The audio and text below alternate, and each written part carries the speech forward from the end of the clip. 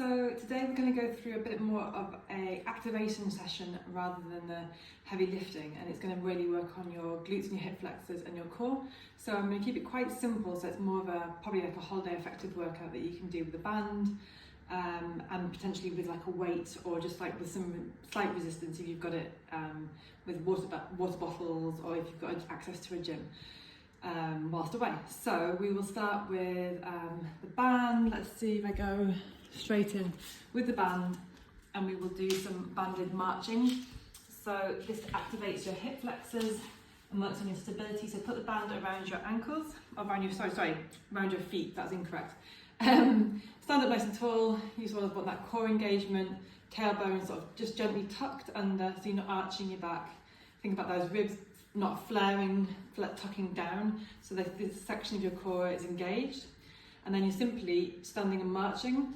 Now the idea is when you come up, you breathe out, contract your core, and you'll feel that hip flexor work. And then you simply march on the spot. Now do it for time, so do 30 seconds to start with, see how that feels. You probably want to band stronger than this one, because this isn't doing much and it's a bit catching. But standing on the spot, marching, and when you're marching down, push that foot down to the floor and drive up. Push that foot down to the floor and drive up. So don't stoop, and have some purpose. So when your foot drives down, you push that foot down, and this will tighten up that, strengthen up that hip flexor. The second exercise is with the band again, around your ankles, this time a bit more. And again, a bit of a balance, and it's a sort of circular round. So again, really working that hip all the way around the capsule, and a bit of a balance on the other leg. So this feels, should just be gently waking things up. So again, do about 30 seconds on one side, and then swap over onto the other side. You probably feel a little bit different, but a good balance exercise. This is good to do before a walk, a bit of activation, or just a standalone workout. Okay, the next one is a classic banded walk. So I'm sure you'll have seen this before. Band around your thighs at the top there, sit back into a squat, push your knees out into the band, and then walk across side to side. So you're really just opening up, working and strengthening your adductors and your IT bands and your glutes. So again, to time 30 to 45 seconds. I put my hands like this, I don't know why. Again, with these, you don't even think about your breathing too much. It's more just like the movement, good strength, stability and activation work, but not overdoing it. So it's time for that one. Okay, so the final one that I would do with a band, I would put it probably a bit higher up. And I should say, make sure you have warmed up before this to like loosen up your hips and your lower back with the sort of hip circles and some good stretching that we have done before when you come to warm up at our house. So you would simply stand and then kind of engage your core, slightly lean forward, and then just push that hip back. So you can see you're getting a real good hamstring and glute movement, but you are stabilizing on that other leg. So again, it would be just driving straight back. You can go slight to a side as well, see how that feels, just play around with it, because either way it's going to be working your hip and your glute in different ways and really opening up that posterior chain, so that back part of your run stride. So I would do 30 seconds on both sides for that one. Doing a bit of core work for you, but while standing, which will also strengthen the hip flexors, is to do the ones that we've done before from home. So to start would be the weight above your head. You think about that engagement, so you're not putting the weight up and arching, you're tucking the ribs down, got that nice engagement in your core. Weight's there, and then you're marching on the spot. But similar to that first exercise, this time the weight's coming into your core. So breathe in at the top, soft belly, and then breathe out, contract your core and drive up. So your core is sort of almost driving the movement.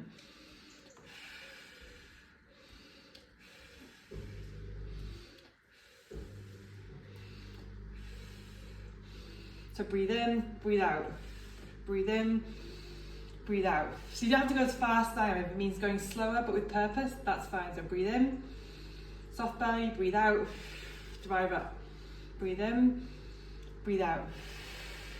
But you can see it's still working all that area with the stabilizing as you use the weight. Okay, and then for the next exercise, roll your shoulders up and back, so you sort of back of your back muscles are engaged, so you're not sort of hunched and round shoulders. nice and up.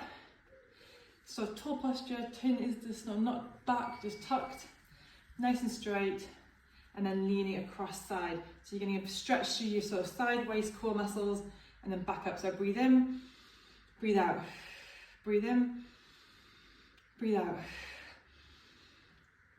Again, really good for your obliques and your posture. Soft knees, try not to have your legs too locked. And start thinking up and over and driving back up. So up and over. So it's kind of like a stretch, but also resistance. So you're sort of working that side waist.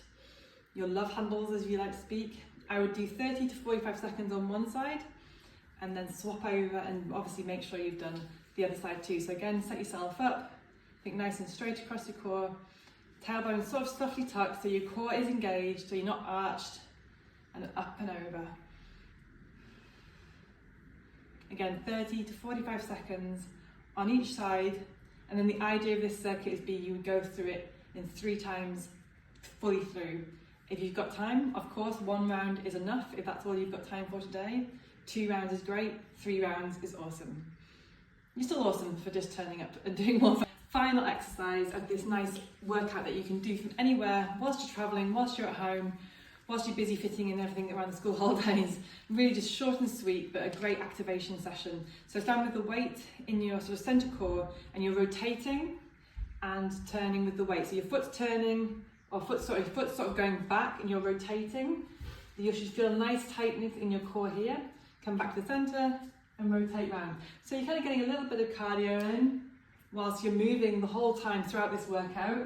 So it's a really active workout, but you're just gently waking things up. You're not overloading the muscles. So you shouldn't have too much fatigue from this from this workout, but you should feel nicely activated. And without you realising, this is working your core and your glutes. As you put that leg back, your glutes stabilising you, your hamstrings working, and you're twisting and strengthening up your back and your front of your core.